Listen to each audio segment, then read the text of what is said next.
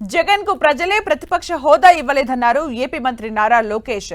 జగన్ కు చట్టాలు ఉల్లంఘించడం అలవాటని, ఆయనలాగా తాము కూడా వాటిని ఉల్లంఘించి ప్రతిపక్ష నేత హోదా ఇవ్వాలా అని ప్రశ్నించారు.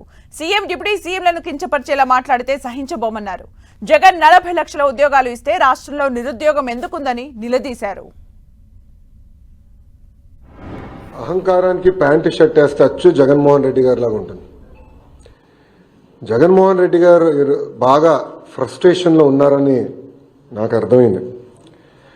అధికారంలో ఉన్నప్పుడు దౌర్జన్యాలు, ఇంకో పక్కన అవినీతి అడ్డగోలుగా వ్యవహరించారు.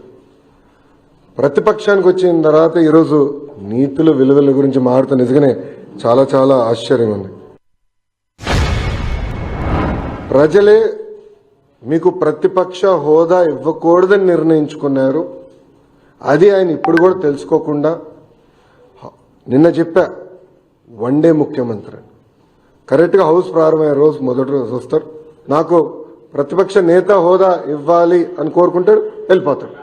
మళ్ళీ ఎప్పుడు ఆయన కంపడు. ఇప్పుడు ఆయన ఆలోచించాలి, ఎందుకు 11 స్థానాలు ప్రజలు ఆయనకి ఇచ్చారు. ఆయన ఆలోచించాలి, ఎందుకు సొంత తల్లి చెల్లి కార్యకర్తలు నాయకులు ఆయన నమ్మట్లేదని.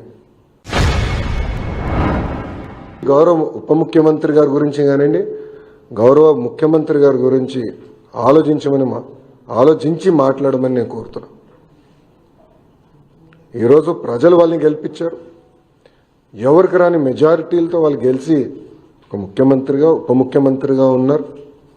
వాళ్ళని కించపరిచే విధంగా మటుకు మాడితే మేము సహించాం. చాలా ఫర్మ్గా మేము కూడా మాడతాం.